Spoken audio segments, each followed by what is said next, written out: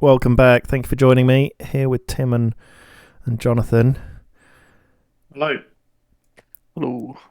How's it been going, Tim? What's up? Uh, yeah, fine. Fine. Taking a couple of bits of land. Um, got some fresh troops on each city now, so I'm thinking where to send them. Yeah, you got a Uh, fairly big stack on Bandar. yeah, they'll be heading south pretty soon. I'm gonna reinforce that stack to take on Indonesia soon, I think. Is it worth That's building the an next airstrip move. or like an airport so like Probably you just don't is, have to yeah. disembark? Yeah. I might build it on the very center province, which I haven't taken yet, but it's sort of safer.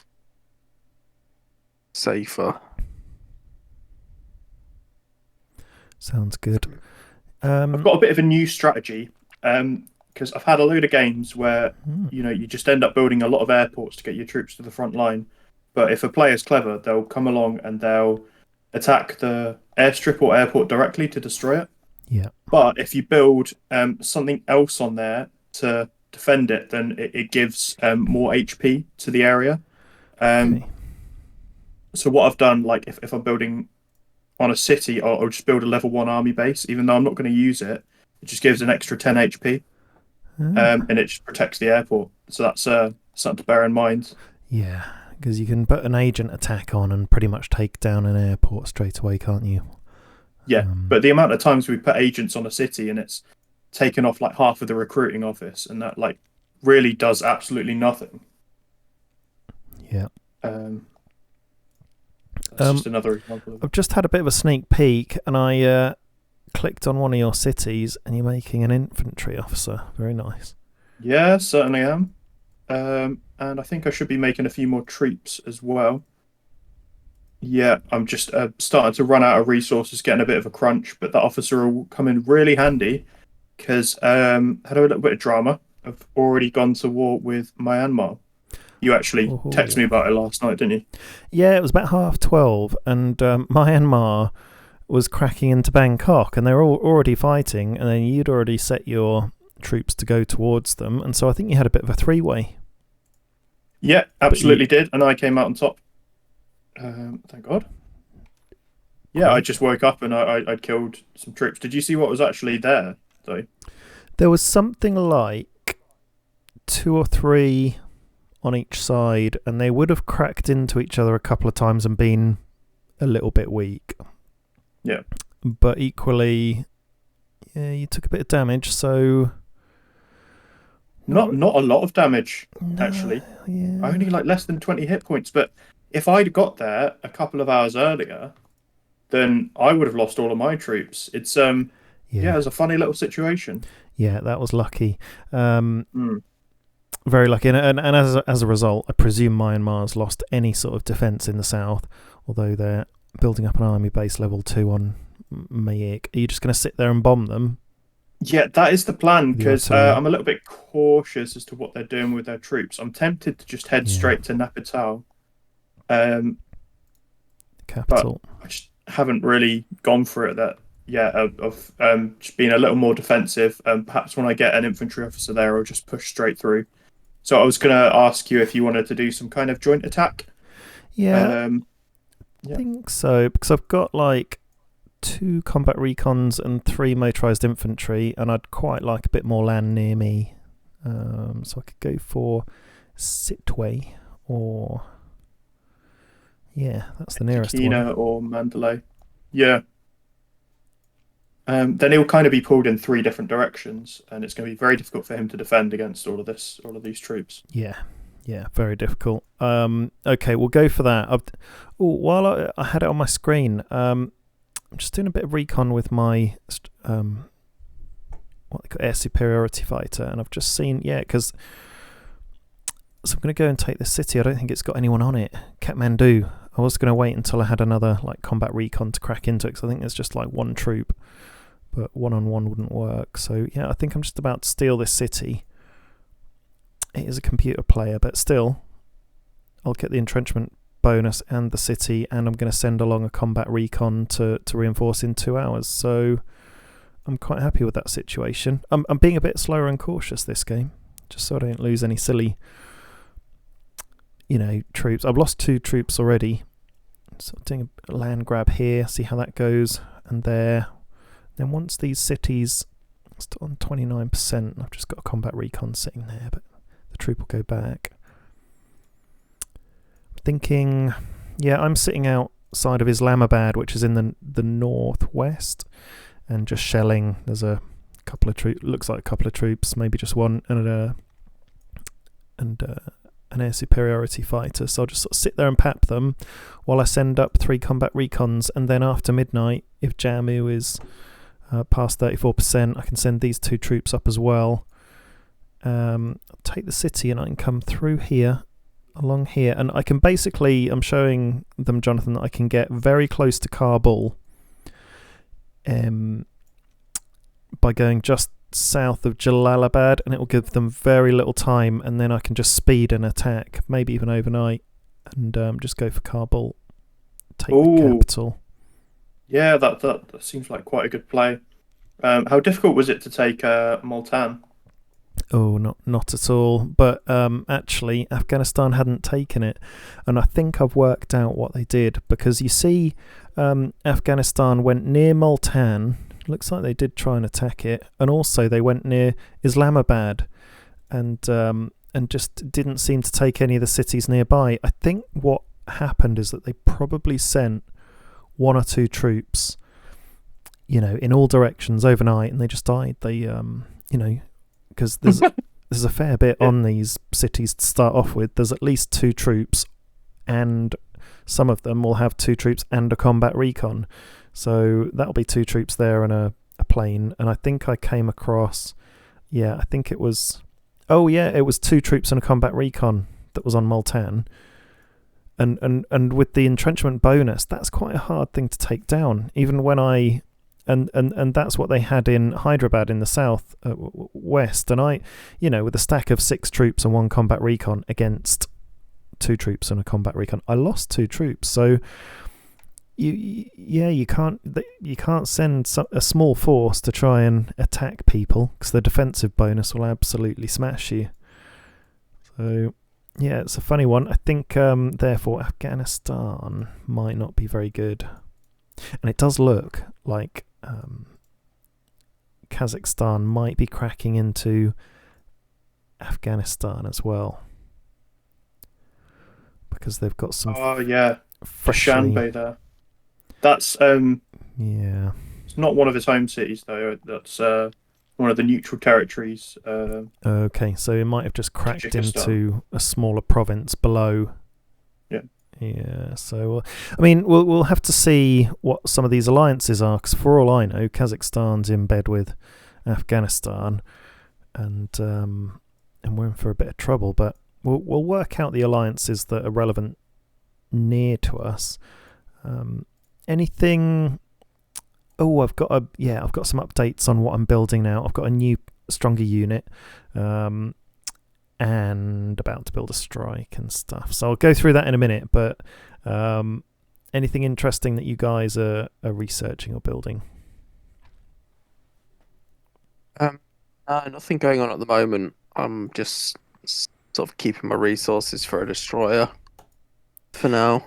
Nice. So your naval base level 3 is nearly built in 4 hours. Yeah. Are you going to be in a position to start building a destroyer straight away? Yeah, there's one queued that's going to start the minute that naval base is finished. Nice. That'll definitely help you crack into Indonesia. Has Indonesia got any? I don't think so. Didn't last night. No, they've not got any naval base above level 1. So yeah, even if they've got a corvette, you can absolutely dominate them. You've got Taipei up there, haven't you? Yeah, the destroyers are going to do you well. Yeah, I'm sort of tempted to go for Hong Kong or something like that. Yeah. To be honest, and use the ship to bash the city ahead of an invasion. Yeah, go for it. We could all crack into China, and it would be good for you to get a foothold onto the mainland, wouldn't it? Really useful for me. Yeah. Yeah, I was going to suggest that. Then that would be a great place to build an airport too. Maybe a city to annex later on. Who Yeah. knows? Yeah. Yeah, definitely a good airport target to fly all your troops in. Although you can probably reach Jonathan's airport anyway. I think we're possibly linked up with airports and planes. I haven't checked. Oh yeah, absolutely. It's a deceptively long journey from Hanoi to Hong Kong, though. It's about 12 hours at least. Wow. Yeah. By plane? By land. Oh, By plane, it yeah. would only be a couple of hours. But Yeah. if we want to start moving in on China, then Hong Kong's just quite vulnerable. Yeah. All of his cities up in the northeast, Qingdao, Beijing, they can kind of get to each other a lot easier. Yeah. But Hong Kong's seems like quite an easy target, and Lhasa as well because it's just isolated out on the west. Yeah. Lanzhou and Chongqing not so much, just because they're so far inland. Oh, it's so vast, isn't it? Yeah. So, Tim, you could start cracking into Hong Kong city. You could go to Lhasa, and then I guess I'd just start either going via Shanghai or Chongqing, and then straight to Beijing. Yeah. Yeah. My troops are on the way to Naypyidaw, so yeah, whenever you're ready to do the attack on Myanmar, then just join in. Okay, cool. Okay, so you're going for it. Right. Yeah, Let's I'm go going for for it now. Okay. So I've found out actually that it's when you cross the border that you declare war. So I've had that warning message where you click into someone's territory or you're going to declare war, but the war is automatically declared when you cross over into the border. So not from when you put the order on, which I think is potentially changed from what it was, but I'm not sure. Do you remember they changed it so that you could... depends. Like if you're in a plane, it's as soon as you like leave the airport and you're in the airspace. But if you're a troop, it's when you actually physically cross over the border. Okay, in which case it may be the same with boats and planes. So when you select a city and a boat, maybe that's the case. No, it's not. It's when you actually first start attacking in boats. Okay, that's fair enough. I think just planes work a little bit differently. Okay, something to keep an eye on. So I've started building my first mechanized infantry. 12 hours 42 minutes away, and that's a really powerful unit because the hit points are 22, which is big, and the defense is crazy big as well to start off with. 3.8 against troops, 6.3 against hard targets like tanks and stuff. So really good against tanks. Really, really good if you've got a big stack. So I'm pretty pleased at that, and that's the level 2 army base that's built. And I'm just holding fire before I build anything else, because I just want to make sure I do have the resources to start a strike fighter in 1 hour 52 minutes, which would be really, really nice. That will give us as soon as you get a strike fighter, you buy yourself a little bit of relaxation to a certain extent, because you know that wherever you're attacked in your territory, you have a pretty quick answer. Whereas before having a strike fighter, it might be that you get attacked somewhere that you can't reach for very many hours. So I'll be happy once I get the strike in, and then I've got a second level 2 army base that's going to be done in 2 hours 52 minutes, and then I can get a second mechanized infantry started. So I'm pretty happy with the layer, the next level of stronger units coming through. And bit jealous of your infantry officer, Jonathan, but you do that every game. You guys always get an officer out quick. I think Jonathan normally a bit quicker than maybe Tim sometimes. Yeah, it's a day one thing for me, and it often scares off people, get them running away or abandoning their cities just seeing the officer. And they're good for a few fights, and Yeah. they'll like single-handedly fight off waves of troops, and then usually around week two they'll be pretty injured and they'll have to take some time out, and then but they may come back in later battles to like really lead a stack and provide buffs to some high level troops at that point. So yeah, it's a no-brainer because like they're just so cheap to research as well. Yeah. And it's just a really good way to allocate some of your resources from an early stage. Infantry officer, it's 650 rares, 550 supplies. Very, very cheap to research. Bit more expensive to buy. Okay, but not too bad. 2,800 supplies, 3,200 cogs, components, and then the rest is easy enough. You can compare that to something like the tank officer, then that's like quite a bit more expensive. Yeah. And it's a little bit harder to justify that. But usually you've got the resources you need for an infantry officer on day 2 or day 3 if you've made a few more buildings. So yeah. That's right. I do one day want to try and get a tank officer because, oh my god, they buff support units as well as tanks, armored vehicles. So if you've got a stack of like rocket launchers and some anti-air, even it'll buff all that, as well as the Sheridan tank. Is it a Sheridan tank for me? Is it that name? Right, no, it's not called a Sheridan tank for India. It's called a BM2, I think. We'll see. It's always been a Sheridan tank in the West. Which is your favourite officer, Tim? I guess the naval. Yeah, I think the naval officer. Because I can get it to level 4 now, so it's got 100 range. So later on in the game, I can put that in a stack of cruisers and just have an absolute monster stack that can outrange all of the ships if they're not max level, basically. It costs a few resources, doesn't it? Like nearly 6,000 components, 4,000 supplies. Yeah. Well, looks like we've each got our own favourite officers. I have started researching, as I was just talking about it, just to literally point it out, the armoured fighting vehicle. So that's 18 hours away, and because I've got 2 level 2 army bases, or I will have very shortly, I can have one for pumping out mechs and the other one for pumping out the armoured fighting vehicles.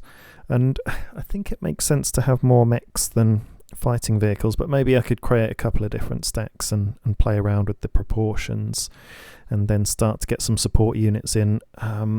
It's a tricky one in this stage of the game because if you want to build arms industries for your cities, which you do to increase the resources, they do take rare materials, so it means that there's a trade-off for research. So my logic is if I'm pumping out mechs and armored fighting vehicles and strike fighters, it doesn't matter if I take a little bit of a breather on the research to then build up my arms industries. So I'm just going with that tactic for now because I've focused more on research before, but I've ended up researching stuff that I don't end up using straight away when I could have been using the resources somewhere else. But I mix it up each series and try a different way of playing every time, and so this is a very different way that I'm playing this time.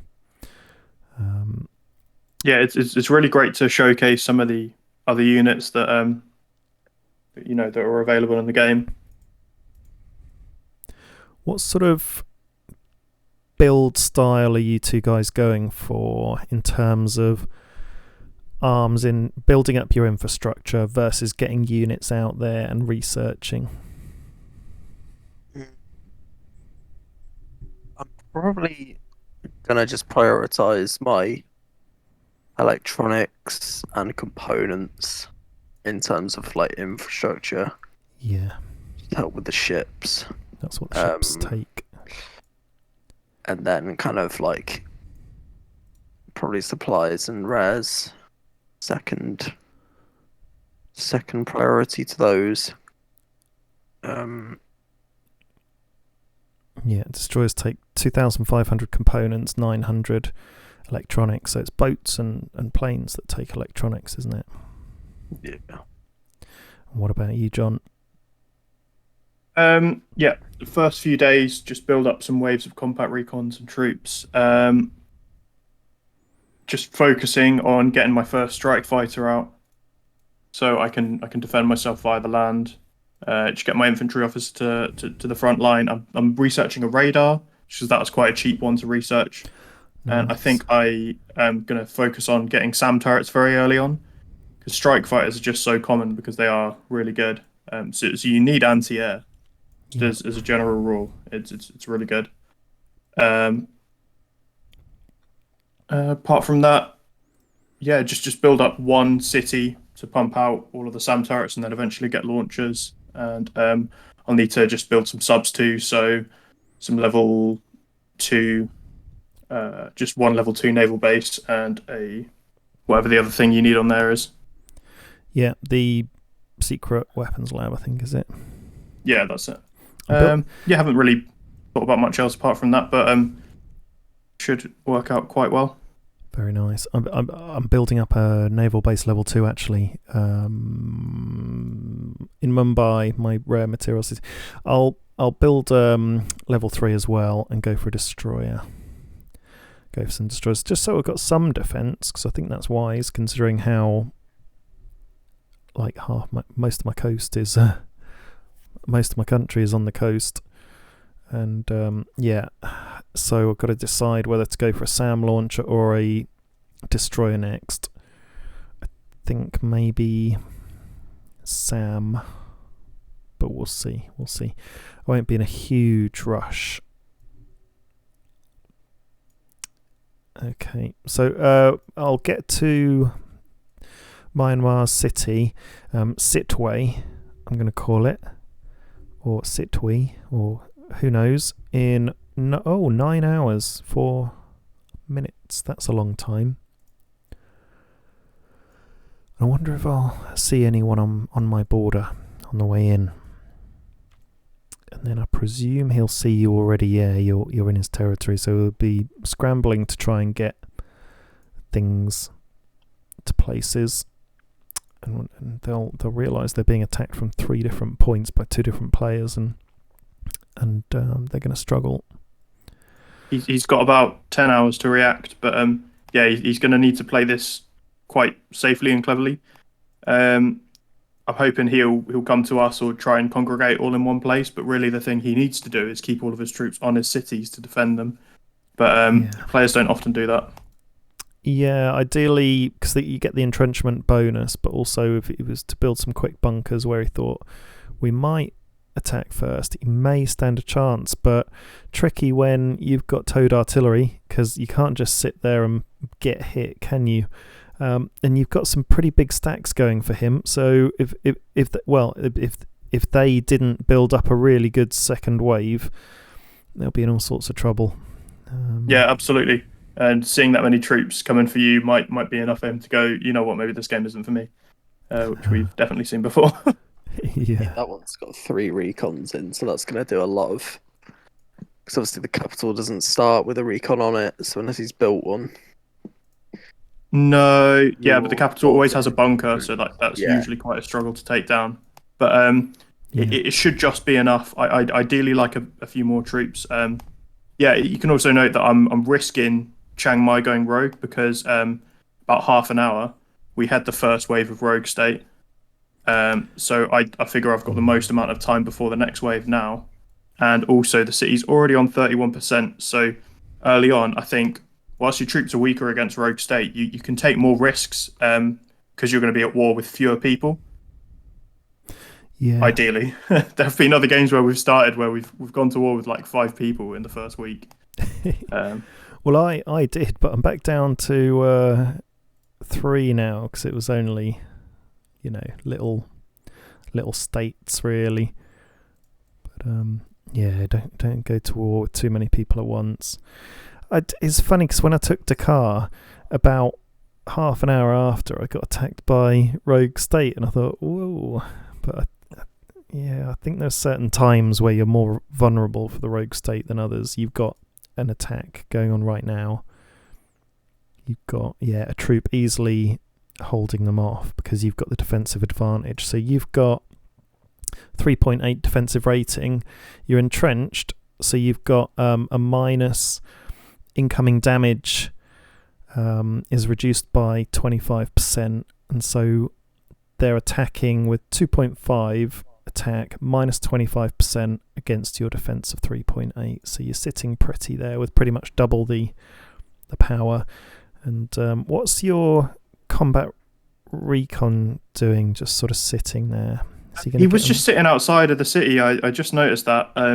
It just happens sometimes. You'll click somewhere and then it won't quite get you to the center. Oh yeah. Unfortunately, I've noticed that. So it's like, why isn't he fighting off Rogue State too? But he should just join up with this other one and help with the defense. Because otherwise my troop would be pretty battered after this. He's already lost a third of his health. Are you going to send him in? Yes, well, absolutely. That was the plan originally. It just didn't. Just didn't happen. Oh well, great start so far. I feel a bit happier once I've got the first strike fighter. Even happier when I've got two, because with two, they're pretty powerful.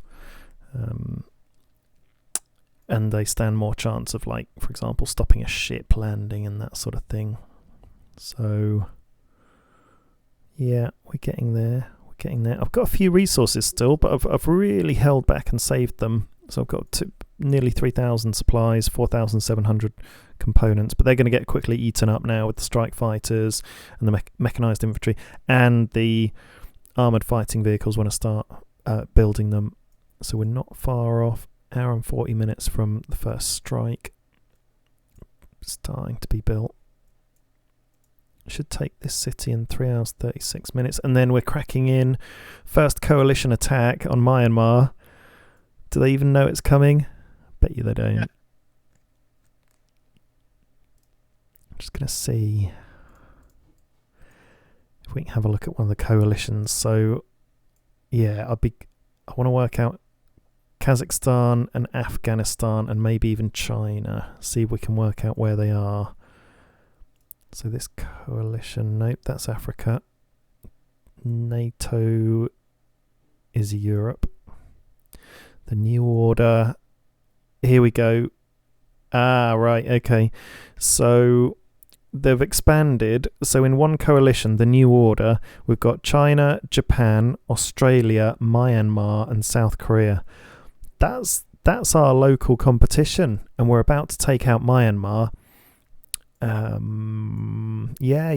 Cool. That's strong. They completely surround us, actually. If they had, instead of South Korea, Indonesia, we would be in trouble if they were all working together. So we need to keep an eye out for that one, because we're totally surrounded by a 5-player coalition, and there's only 3 of us.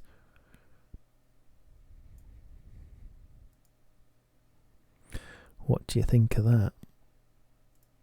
Yeah, it's got to try and take a couple of them down as quick as possible, I suppose. Try and sort of level it out.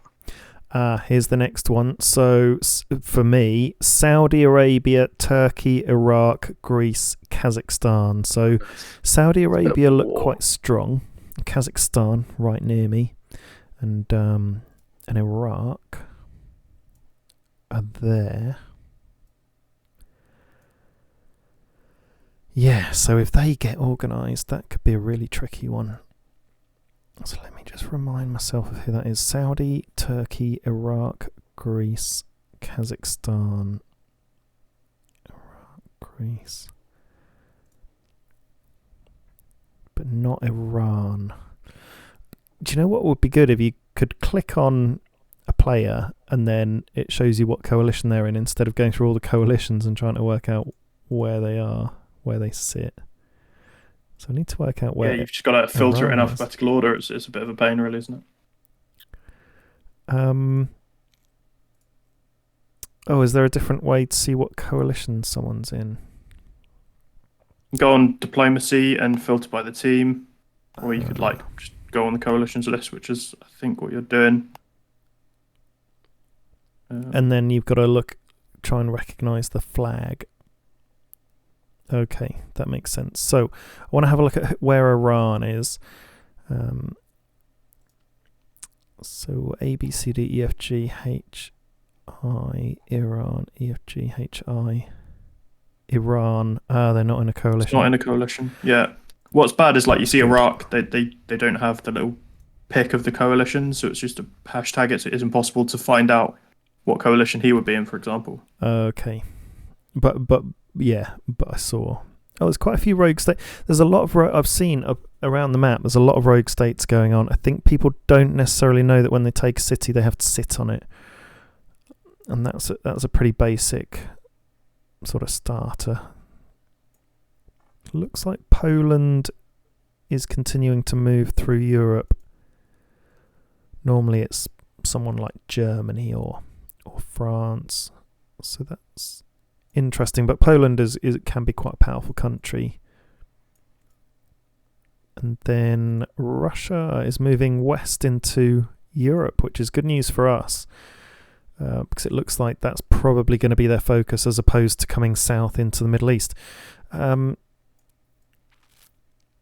So I think things are kind of in our favour, but we do have a massive alliance right around us that we're going to have to take down. And it's good that we're doing this first step, taking out Myanmar, and then we'll be targeting China as well. So stay tuned, folks. It's all going down. We'll have a look at some more coalitions next time. But any last thoughts? For me? Oh, hang on. We've just... have you seen Myanmar? Just here. Oh, something's He's popped shelling out. a random province. Yeah. Oh. Okay, I'm just going to attack him directly. There we go.